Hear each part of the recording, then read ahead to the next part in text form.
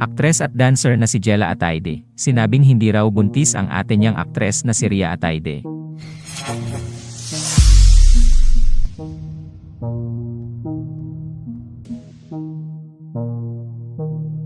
Sa panayam sa ABS-CBN News, sinabi ni Jella na fake news raw ang balitang nabuntis umano ni Zanjo Marudo ang kanyang fiancé, at magkakaroon na raw sila ng anak.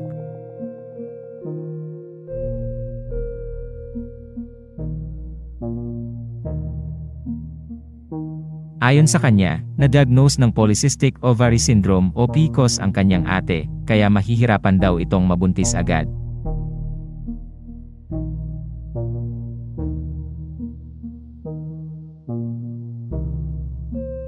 Pero sinabi rin niya na may plano rin naman daw talaga sina Ria at Zanjo na bumuo ng sariling pamilya, lalo pa at nasa edad na rin si Ria para magkaroon ng anak.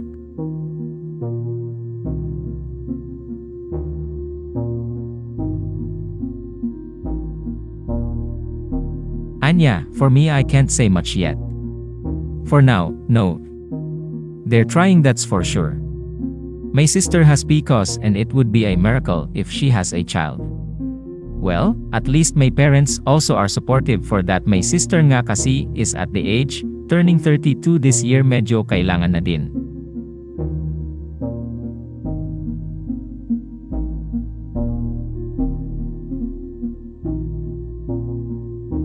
Ibinahagi rin ni Jella na kasundo rin niya ang aktor na si Zanjo, at botong-boto naman daw siya sa aktor para sa ate niya.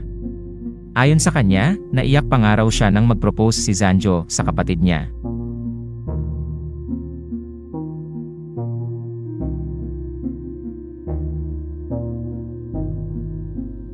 Matatanda ang kinumpirma ni Zanjo na sila na ni Ria noong Enero 2023.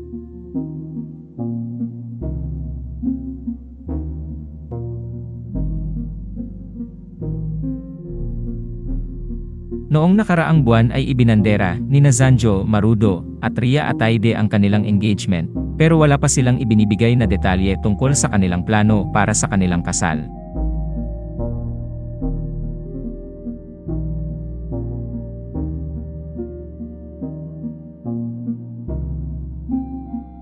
Salamat sa panonood.